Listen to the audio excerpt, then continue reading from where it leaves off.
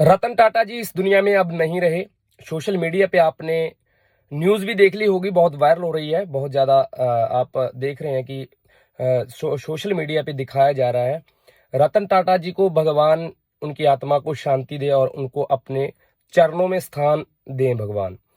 तो आज मैं रतन टाटा जी की एक वाक्य है, एक बात है जो मैं आपके साथ शेयर करने जा रहा हूँ। बहुत पुरानी बात है।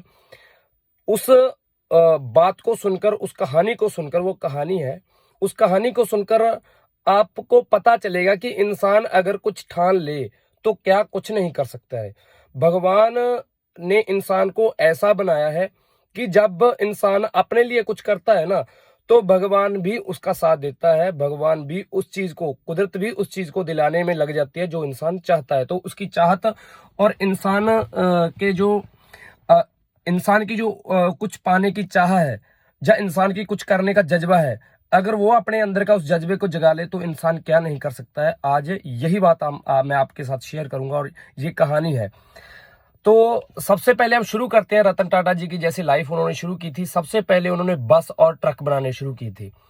तो बसें और ट्रक तो टाटा के आ ही रहे थे। तो इसी बीच रतन टाटा जी ने सोचा कि क्यों ना हम कारें भी बनाएं, ताकि जो आम जनता है वो हमारी सेवा, हमारी जो हम मतलब कि साधन बनाएंगे, उन जो सेवाएं हैं उनका लाभ एक आम इंसान भी उठा सके, एक गाड़ी के रूप में।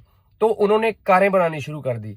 तो शुरू में ठीक रहा, लेकिन बीच में जाके जो था रतन टाटा जी के जो वर्कर थे, जब मैनेजर थे, वो बोलने लगे कि रतन टाटा जी, अब जो गाड़ियां बनाना है वो हमें घाटे का सौदा लग रहा है। वो हमें कोई, मतलब कि उनकी जो गाड़ी आ रही थी, वो लोग कुछ उनको पसंद नहीं कर रहे थे, उनमें प्रॉब्लम ज्यादा आ रही थी।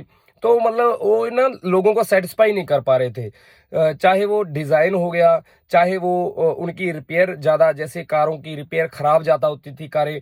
टाटा की गाड़ियों में एक धब्बा लग गया कि टाटा की गाड़ी ले लो और मुसीबत ले लो, समझो एक बराबर है। तो उनमें दिक्कत बहुत आती थी। तो इसी चलते टाटा के शेयर थे, जो टाटा कंपनी के शेयर थे, वो गिरने लगे। कंपनी घाटे में जा रही थी। तभी इन्होंने फैसला किया कि क्यों ना कंपनी को इसे बेच दिया जाए। जो कारें हैं वो कारों का प्रोडक्शन बेच दिया जाए, सिर्फ बस और ट्रक वो रख लिए जाए। बसें और ट्रक बनाएंगे वो, मतलब कि कारों का जो प्रोडक्शन है वो बंद कर देंगे। तो इन्होंने अपनी जो कंपनी फैक्ट्री थी, वो फैक्ट्री जो प्लांट्स थे, उन सभी को बेचने पे लगा दिया। तो एक ही कंपनी थी फोर्ड, जिसने इंटरेस्ट दिखाया था इस गाड़ी को खरीदने में। अमेरिका की कंपनी है फोर्ड। तो फोर्ड, जो फोर्ड के मालिक थे, मैनेजर थे, या मैनेजमेंट थी, वो उन्होंने इनको अपने हेडक्वार्टर बुला लिया अमेरिका में। तो चले गए, रतन टाटा जी चले गए और पूरी टीम चली गई वहां पे। तो जाके बैठे हैं, जैसे 3 घंटे तक वो मीटिंग थी, 3 घंटे चली थी। तो 3 घंटे तक सारा कुछ होता रहा। पहले रेट नहीं बढ़ा, या रेट बढ़ा, या ऐसे कुछ काफी चीजें चलती रही। तो उसके बाद चलो हो गया, मतलब सब कुछ हो गया था। तो जो उसका फोर्ड का मालिक था ना, उसने दो बातें कही, जिसके बाद रतन टाटा जी ने ये डील कैंसिल कर दी और दोबारा से गाड़ियां बनानी शुरू की। वो क्या थी? वो जो फोर्ड का मालिक था, एक तो वो बोला कि जो हम दे रहे हैं वो ले लो, हम आप पे एहसान कर रहे हैं, वरना आपकी ये फैक्ट्री कोई खरीदेगा ही नहीं, किसी के काम की नहीं है। एक अकेली कंपनी फोर्ड है जिसने आपका ये प्लांट खरीदने में इंटरेस्ट दिखाया है। तो मतलब कहने का सीधा सीधा कि हम आप पर एहसान कर रहे हैं, हम जितने पैसे दे रहे हैं वो ले लो, अड़वाई मत करो। तो दूसरी बात उन्होंने क्या की, जो रतन टाटा जी को बिल्कुल चुभ गई, कि यार तुम गाड़ी बना ही नहीं सकते, ऐसे मुंह उठा के गाड़ी बनाने चल चल दिए। तुम ट्रक ट्रक बनाते हो, बसें बुसें बनाते हो, वहां तक सीमित रहो, इससे आगे ना बढ़ो। कार बनाना तुम्हारी बस की बात नहीं है। तो रतन टाटा जी ने उसी टाइम वहां पे डील कैंसिल की और अपनी टीम को लेकर वापस इंडिया आ गए। तो कहते हैं कि उस वक्त रतन टाटा जी ने, जो उनके वर्कर थे, सभी को छुट्टी दे दी कि घूमो फिरो, खाओ पियो, ऐश करो, 1 महीने बाद मीटिंग रखेंगे। तो जो खाने पीने का, घूमने का खर्चा आएगा वो सारा कंपनी देगी। आप घूम के आओ, ऐशो आराम करके आओ, बिल्कुल टेंशन नहीं लेनी है, हम नए नए सिरे से काम शुरू करेंगे। तो 1 महीने बाद मीटिंग हुई। जो गाड़ियां आ रही थी उनको बंद किया गया, उस प्रोडक्शन को। तो एक नई जो स्ट्रेटेजी होती है, एक नई सोच, एक नए डिजाइन के साथ, एक नई चेहरे के साथ रतन टाटा जी ने अपनी कंपनी को शुरू किया। तो आज रतन टाटा जी ने लैंड रोवर और फरारी जैसी गाड़ियां, जो इसकी जो फोर्ड की थी, फोर्ड कंपनी की कितनी जो फोर्ड कंपनी बना रही थी जो गाड़ियां, कई डिजाइन बना रही थी, फोर्ड ने अलग अलग कंपनियां बनाई हुई थी, तो उनको टाटा जी ने खरीद लिया।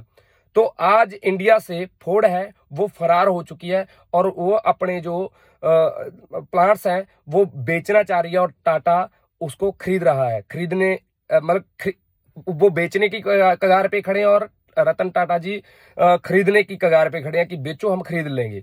तो ये होता है कि इंसान अगर कुछ मन में ठान ले तो क्या कुछ नहीं कर सकता है। जो रतन टाटा जी जिस कंपनी को, जिस प्लांट को, जिस फैक्ट्री को बेच रहे थे, आज उसी फैक्ट्री से टाटा जी ने कितनी कंपनियां खरीद ली। आज रेंज रोवर भी टाटा बना रही है। तो ये एक बहुत बड़ी चीज है।